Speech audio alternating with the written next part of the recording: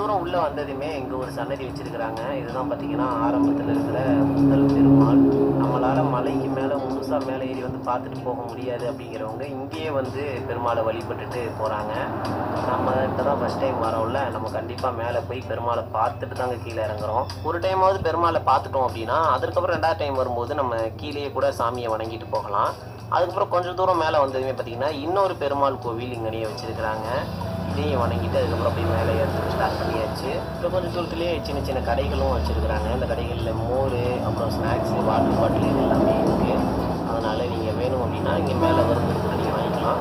நீங்கள் மேலே வந்துட்டீங்க அப்படின்னா மலை ரொம்ப ஹைட்டாக இருக்குது, சிக்னல் கிடைக்காதோ அப்படின்லாம் நீங்கள் நினைக்க வேணாம். மலைக்கு ஃபுல்லாகவே மேலே வரையுமே டவர் கிடைக்கிது, பிரச்சனை இல்லை. அந்த விதத்தில் பார்த்தீங்கன்னா நமக்கு ஒரு நல்ல சேஃப்டி தான். சப்போஸ் ஒரு எமர்ஜென்சினா கூட நீங்கள் யார் வேணாலும் கான்டாக்ட் பண்ணிக்க முடியும் நம்மளால். அதனால் மேலே ஃபுல்லாக சிக்னல் கிடைக்கிது. இன்னொன்று மேலே வந்துட்டோம் அப்படின்னா அந்த ரேட் எல்லாமே டபுளாக இருக்குதுங்க இந்த கடைகள் எல்லாமே.